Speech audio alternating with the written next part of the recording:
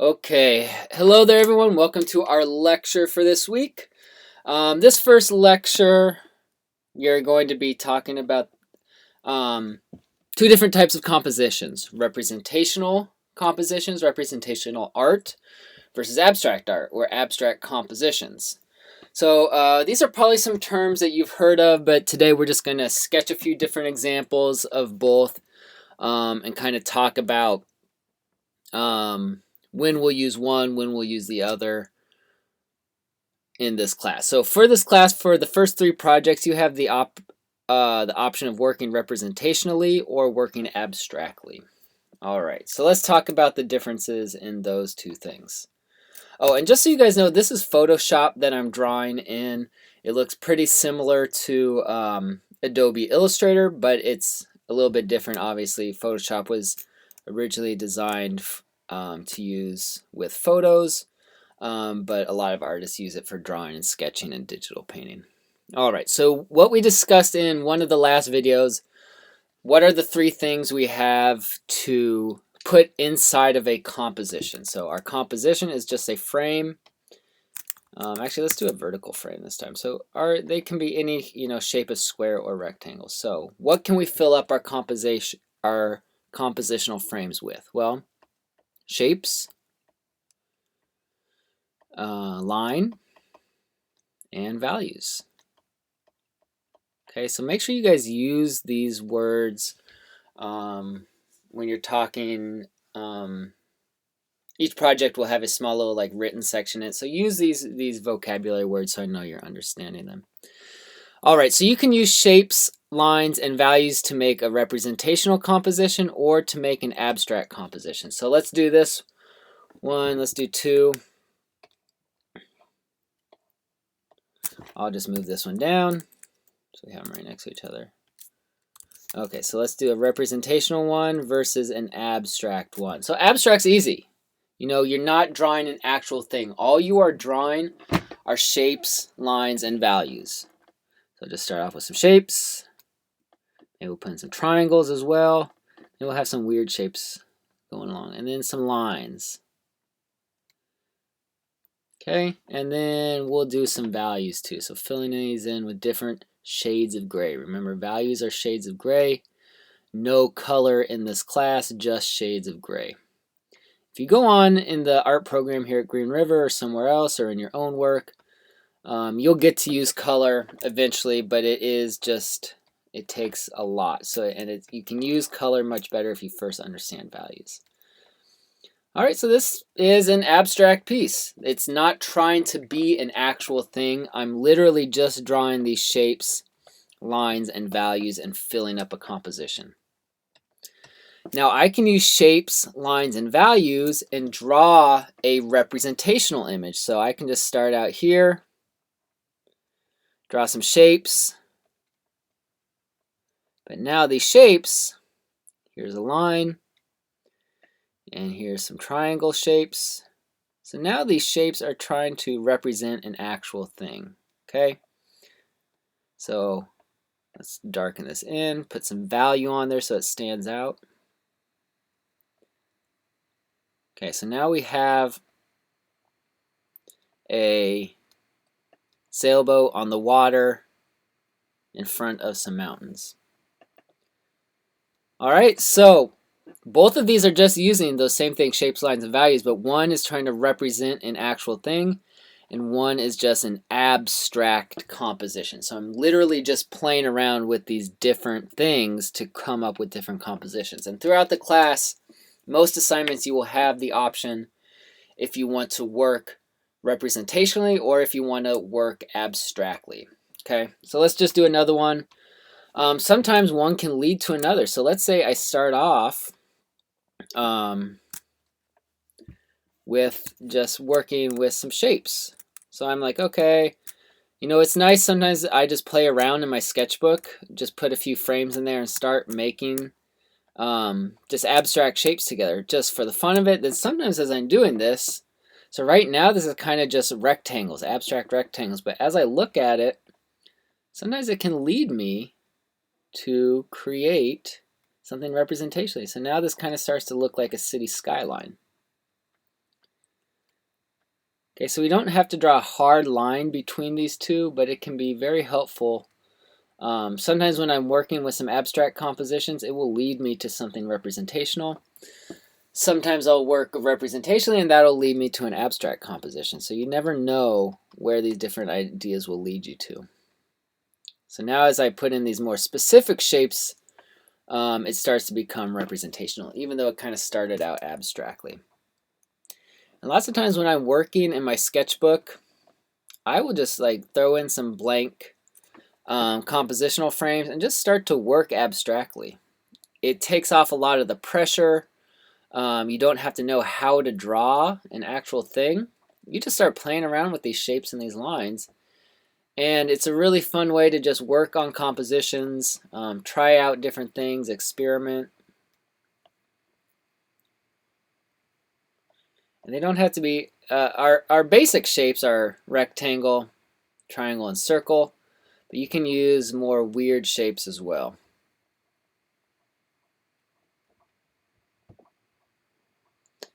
So I suggest doing this. I think part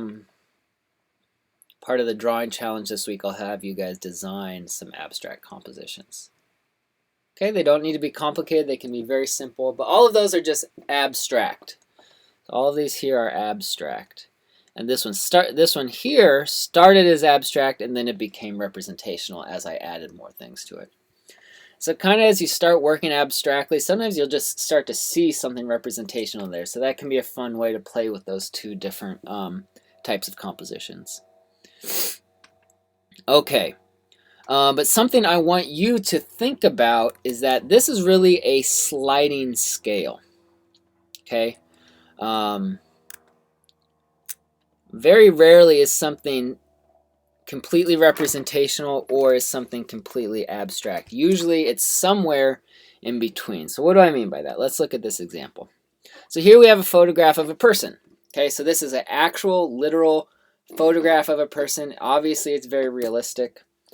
So this is on the representational side of the scale. So we're all the way towards the representational side. So what I can do then is I can abstract this little by little until it becomes completely abstract. So let's just start doing that. I'm just going to look at this person, try and sketch this kind of realistically. You know, I'm limited a little bit by time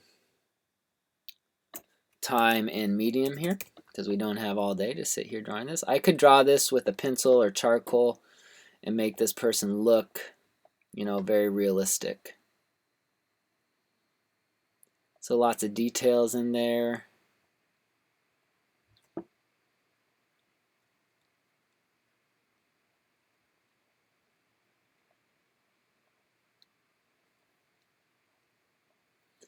Okay, this is not looking that great, but that's okay. I'll try and clean this up a little bit. Get some dark value on the hair. Okay, so some artists' goal, for some artists that are working, they try and work very representationally. So you may have seen some photorealistic oil paintings or photorealistic drawings where people are literally trying to copy a photo as close as possible. Okay, so I can go here and then I can abstract this another level. So just another word for abstraction I like to use is simplification. So it's kind of just like simplifying, getting rid of all the unnecessary details.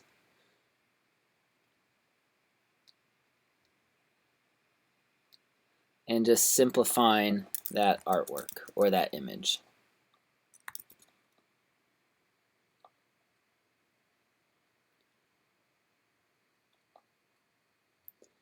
So I've removed some details here. There's less details around the eyes, less details around the lips and all those sorts of things. Simplify it even more. Simplify the shape of that head so it's really just an oval. Just switch those to dot eyes now. We're kind of getting away from what the person actually looks like and I'm just going towards more simplified shapes.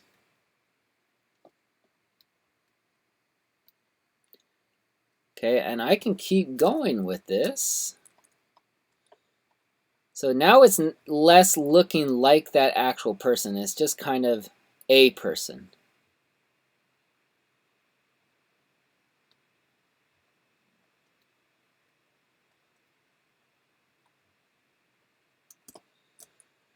All right, let's continue to scale down here.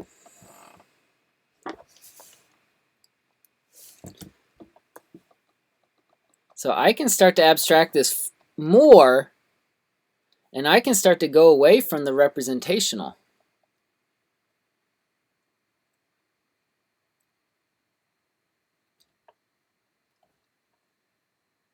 So now I'm just going towards simple shapes. So as you see now, I'm just kind of simplifying, abstracting, and now it's starting to lose anything that's representational. Now we kind of just have these shapes, lines, and values, but they're not hooking up in a way where we have a representational image anymore. So now we just have shapes, lines, and values, and slowly it got that way. So you're never going to be fully representational or fully abstract. Usually someone's style, and it's kind of part of choosing your style, where you fall in this line. My own personal style, I'm usually kind of right in there, in between. I do not like to draw super realistically. I like to base it on reality, but then simplify it enough to kind of create an interesting look and style. So the more you do, the more you draw, you'll kind of start to figure out that style for yourself. Let's look at some artists here. So you may have heard of like abstract art in galleries and things like that. So that all started, for years and years and years. The goal for artists was to draw as realistically as possible. So artists like, here we go, Michelangelo and those Renaissance artists, they drew super realistically. That was their main goal. How do I draw something to look as real as possible, to capture likenesses, to bring scenes to life in a very realistic way?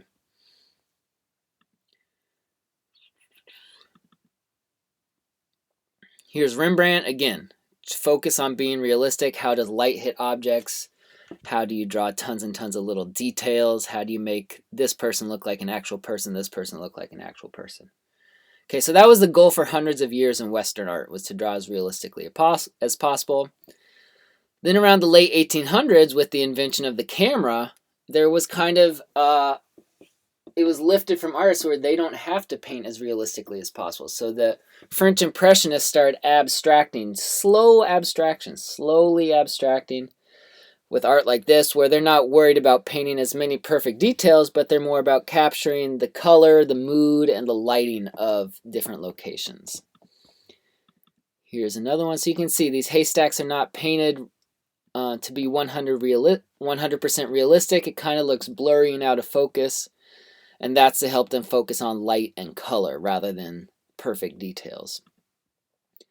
And then around the turn of the century, 1900, artists like Picasso came on the scene. He kind of went through this evolution with his own style, where those early modernists that were first abstracting art around 1900, they learned how to paint realistically. So this is how he learned to paint at 15 years old. Then his own style went through an abstraction. So this happened with Picasso's own style, and it also kind of happened with a lot of art out there. Okay, so you can see that's his portrait, but this one is getting away from any sort of likeness or realistic shapes. It's just about playing around with those shapes and colors. And you can still tell it's a person, but you can't tell it's a specific person, really. Then we had artists like Duchamp.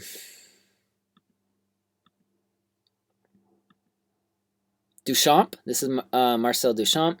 This one is called Nude Descending a Staircase. So does this look like a nude person going down a staircase?